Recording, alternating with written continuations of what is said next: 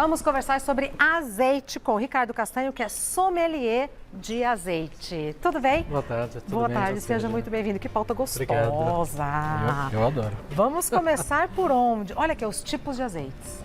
Na verdade, aqui a gente tem um primeiro produto que não é azeite, mas eu coloco ele porque ele foi a porta de entrada de muita gente para esse universo, porque ele é um óleo composto, na verdade. Esse daqui? Que foi muito tempo, quando eu era moleque, era chamado de azeite na mesa. Passa o azeite e tal, você passava a latinha de óleo composto. Óleo composto é mais ou menos 85% óleo de soja e 15% azeite.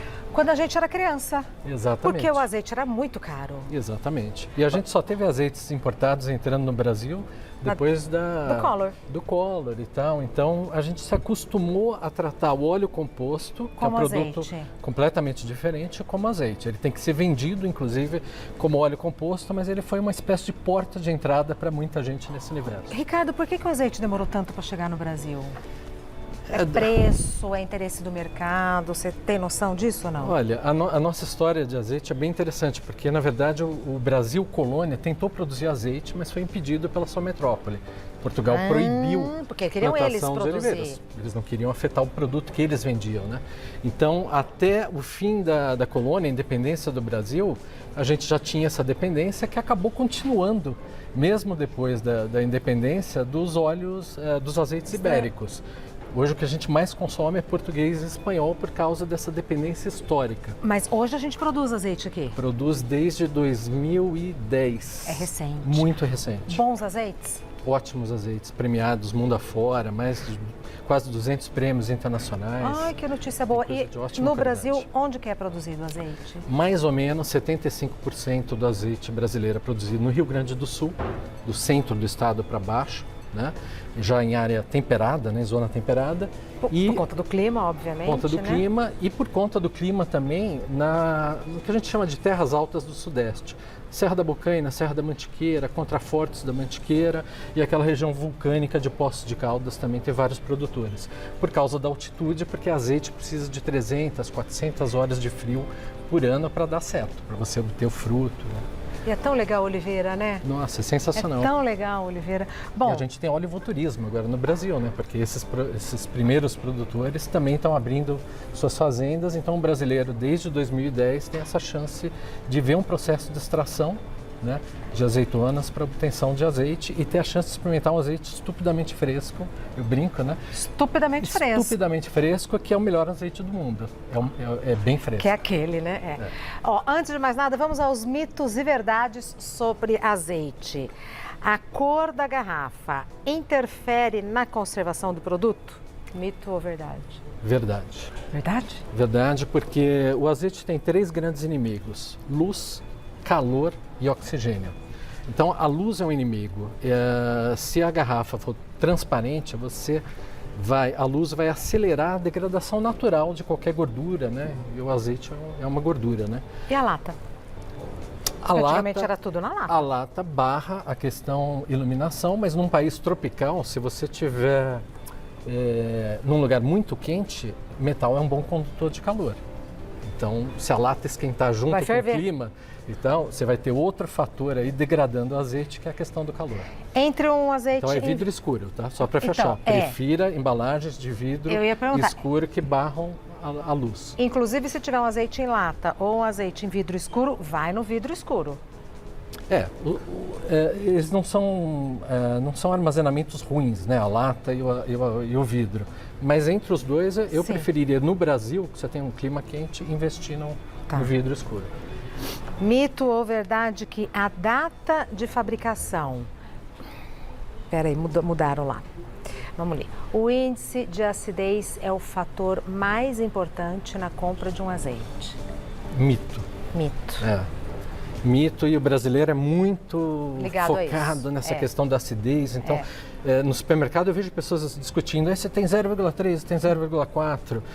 É um indicador de qualidade, a acidez, mas como é um parâmetro que você pode regular, inclusive industrialmente, diminuir a acidez ou não, ele é um parâmetro que ajuda a dar qualidade para o azeite, mas não é o principal na escolha. O principal na escolha é o que eu já citei, frescor. E no que interfere o índice de acidez? O índice de acidez, quando você tem uma produção de azeite muito bem cuidada, desde a plantação, a poda, a colheita, a extração do azeite, ele tende a ser baixo. A acidez é ácido graxo livre. Então, os ácidos graxos da gordura são quebrados e quando você tem essa quebra, você tem uma degradação da qualidade do azeite, né? Então, a questão é essa. É um indicador, é um parâmetro de laboratório, porque a gente não sente acidez de azeite no sensorial. Então, essa informação é importante para quem? É um dos critérios de qualidade, porque quando você faz um azeite de uma forma muito bem cuidada, a acidez tende a ser 0,1, baixíssima. Então, assim, é um indicador de qualidade, mas eu não compro meus azeites pelo índice de... só pela acidez, ou focando nisso, né? Perfeito. Vamos ao próximo mito ou verdade. É mito ou verdade que a data de fabricação em envase é o critério mais importante ao escolher um azeite? Verdade. Foi mais ou menos o que eu falei agora, Exato. Né? Preferir os azeites frescos, né? Então com data de fabricação em vase mais próxima. Né? Quando a gente chega perto da data de validade, por exemplo, ele está em promoção. Está em promoção, é aquele importado por metade do preço, a gente conhece muito bem, né? Esses mecanismos de venda. Mas normalmente, quando ele está próximo da validade, sensorialmente é um azeite que já perdeu muito. Ele não está nem próximo do que era no lagar, mesmo sem abrir a garrafa. Sim, então o prazo de validade é para ser respeitado. O azeite venceu, tá na minha despensa. Joga fora ou usa? Vencido, eu jogaria fora. Tá. Né? Tá. Eu acho mais aconselhável, né? Tem gente que consome, tal, é uma gordura. Dificilmente ele vai fazer mal, né? Depois de um certo prazo, mas a tendência dele estar rançoso é muito grande. Sensorialmente ruim é muito grande. Próximo, é mito ou verdade que a acidez de um azeite, que define a categoria dele, só pode ser constatada em laboratório? Pois é. É isso, né? É verdade, né? Isso, e eu acabei adiantando isso quando eu falei da questão da acidez, né? Que a gente não sente sensorialmente, porque a acidez é isso, é ácido graxo livre, ela não dá uma sensação de um ácido cítrico de limão, ácido málico da maçã. Nada. Quando você come frutas cítricas e tal, ele não vai aparecer isso na boca. Então, sensorialmente você não sente, é um parâmetro de laboratório. Perfeito. Né? Então, esse daqui é um óleo composto.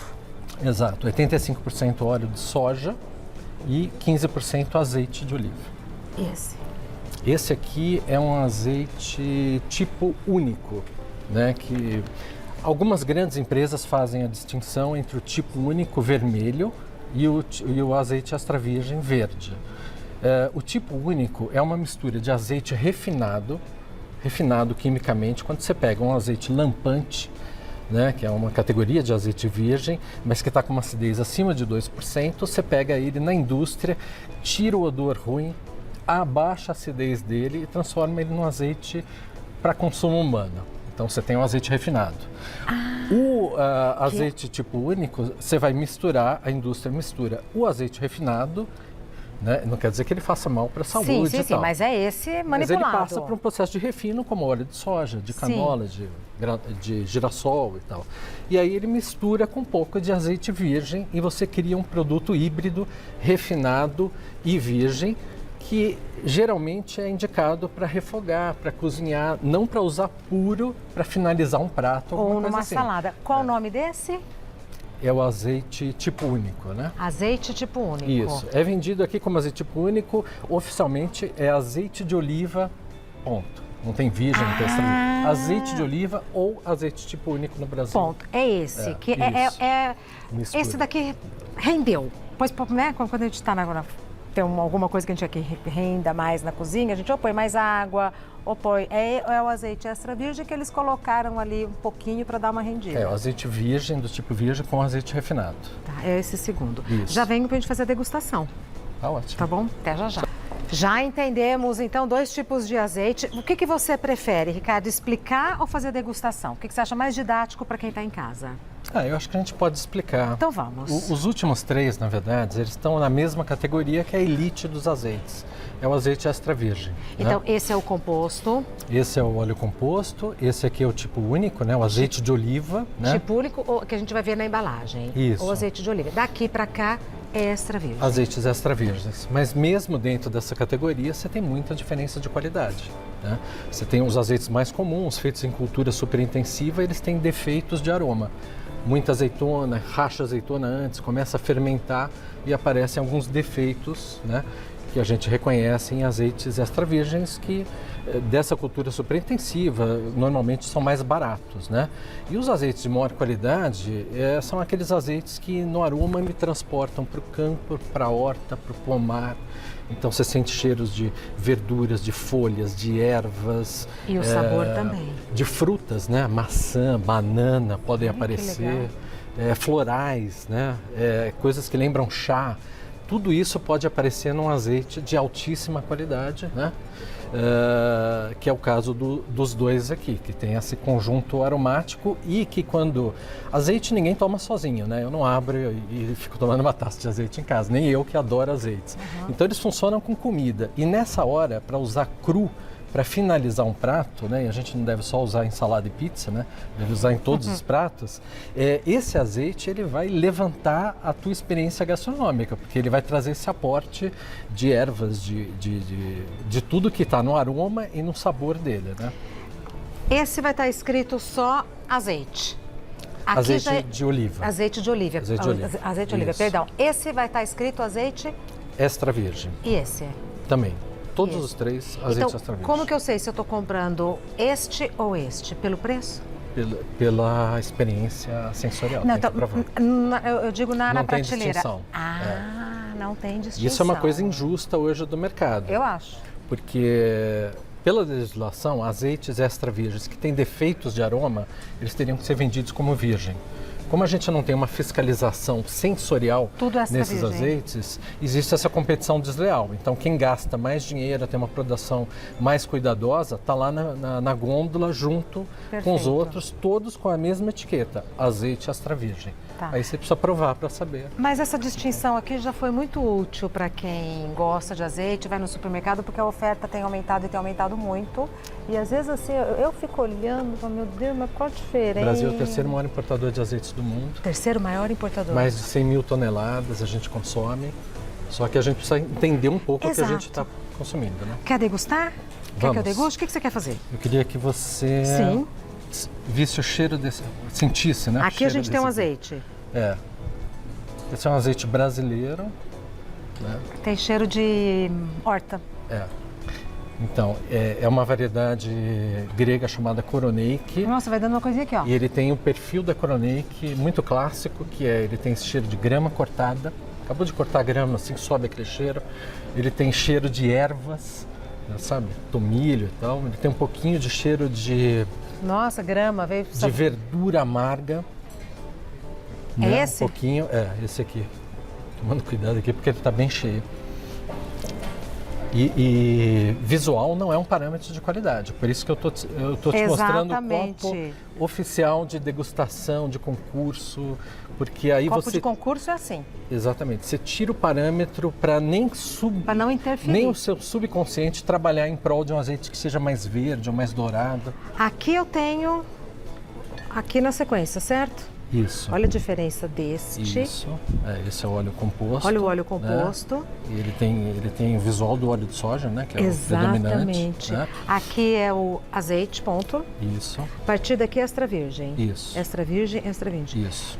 Eu dou um gole? Como é que eu faço? Aqui a gente tem um espanhol e um brasileiro, mas que são azeites de alta qualidade. O espanhol e o brasileiro estão no mesmo patamar? De qualidade? Nesse caso aqui, eu acho que o brasileiro ele tem até mais complexidade do que o espanhol. Tão bom. Depois, se você quiser comparar.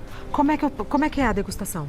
Degustação golinho? Ou é com pão? Eu brinco que pão é um melhorador de azeite. Então, se você quiser testar a qualidade do azeite mesmo, você vai cheirar ele, identificar o que você fez. Depois, uma quantidade pequena na língua, que você vai espalhar, né, na boca. Espalha pela língua. Não precisa ser muito, porque senão você vai tossir. causa da picância e do amargor, né? Pega aqui. Que todo azeite bom tem que ter picância e amargor. Pode ser mais suave ou mais intenso, mas precisa existir. Esse aqui, ele tem um amargor e picância razoável. Então, uma quantidade pequena. Depois você pode fazer uma coisa que parece feia, os italianos chamam de stripaggio, que é jogar oxigênio antes de engolir. Porque aí você vai fazer com que ele solte ainda mais aromas de boca. Nossa, que delícia. Pra quem gosta, vai conseguir sentir isso. Eu não quero falar amargo, mas eu não tenho outra palavra. Não, mas é amargo mesmo. Nossa, azeite tem amargor, quem gosta de azeite, aquela coisa da fruta verde. E a picância normalmente vem depois essa sensação tátil de formigamento, de aquecimento, né? Começou que você a aquecer. Tem no fundo da boca, normalmente na garganta. É uma experiência. Em casa eu posso fazer isso para sentir a qualidade? Deve fazer para saber se você está diante de um azeite de alta qualidade.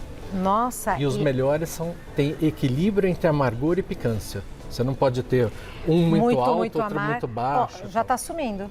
Muito suave. É intenso no primeiro momento e muito suave. E azeites ótimos têm persistência. Então é aquele gosto que fica depois que você come na boca. Então, né? Você falou, não é para colocar só em pizza ou em salada. Legumes com azeite, uma delícia. Delícia. É verdade que quando aquece, todo mundo critica a gente porque a gente fala, se aquecer o azeite, ele perde as propriedades e tal. Pode aquecer o azeite? Não pode? O que eu ganho, o que eu perco quando eu aqueço o azeite? O azeite é 98, 99% gordura e no 1 e 2% que sobra ele tem biofenóis, que são substâncias anti-inflamatórias, antioxidantes que fazem bem. Então o azeite é um alimento funcional. Quando você aquece, essas substâncias são voláteis. Então você perde um pouco desse ganho de saúde. Desses 2%. Isso. Porque 98% gordura, 2%... Gordura é a melhor que tem, é monoinsaturada, 75%, é o óleo vegetal que tem a maior taxa de gordura monoinsaturada. Que tem ela protege o sistema cardiovascular, tem uma série de coisas interessantes consumidas moderadamente, como tudo, né? Se beber muita água, você também pode passar mal, né? Então, essa é a questão. Eu vou perder, então, esses 2% dessas propriedades. Você perde um pouquinho desse valor nutricional de saúde dele, mas não existe nenhum problema em aquecer o azeite, desde que você não chegue na temperatura que a gente chama de ponto de fumaça. Então, você tem que cuidar da temperatura quando lidar com qualquer óleo. É que os óleos refinados, o óleo de soja, de girassol, chega a 220, o azeite 190, 200, é menor. Ponto de fumaça. Então, mas você consegue fritar com 160, 170 graus. Não precisa, então não precisa chegar, Supondo que eu cheguei em ponto de fumaça e tal, desprezo esse azeite? Olha, o ponto de fumaça, você começa a ter uma produção de substâncias nocivas para a saúde. Em qualquer óleo? Em qualquer óleo. Se começou a esfumaçar e você controlar a temperatura e desligar, não tem problema. Agora, deixar aquilo por longo tempo em ponto de fumaça, você vai comer um azeite nocivo para a tua saúde. Bom, eu preciso encerrar a pauta, mas eu posso fazer isso? Por favor. Porque é a melhor coisa que tem. Meu Deus, olha aqui, olha. Combinação clássica. Esse azeite é um azeite que vai custar quanto? É o brasileiro melhor de todos que você falou. Esse é um azeite que vai me custar quanto? É um dos melhores do Brasil, 250 ml, R$80, R$90. Só que é um azeite para você usar, não na cozinha, para você levar para a mesa de jantar, em vez da maionese, do ketchup, da pimenta, e colocar em finalização de todos os pratos. Ele vai sempre levantar a tua experiência. As pessoas falam, mas é caro e tal, mas e o vinho que você consome em uma noite? O azeite você vai usar em 20, 30 refeições, vai melhorar sempre os teus pratos. Faz bem para a saúde. Faz bem para a saúde, trouxe aqui? Então vale o gasto. Isso aqui é um creme de ervilha, se eu não me engano. Com fio de azeite. Com fio de azeite. Vou te falar, acabei de descobrir que pão é um melhorador de azeite. Aqui ele estava gostoso, mas no pão... E para encerrar com a harmonização, se você tiver alimentos mais suaves, você vai usar azeites que não tenham tanto amargor e picância para não atropelar a suavidade do alimento. Né? Uma regra que vale para vinhos também. Alimentos mais fortes, então esse que a gente viu de grama cortada e tal. Vai bem. Com sabor mais intenso, aí os que têm amargor e picância se saem bem. Para você combinar. Então, se você gosta de azeite, é bom ter vários, porque para cada alimento... Na minha mesa tem pelo menos um suave e um intenso para eu variar de acordo com a intensidade e sabor dos alimentos. Ao Sabor do Azeite, é o seu Instagram? Isso. Ao Sabor do Azeite. E o azeite sabiá? @azeite sabiá.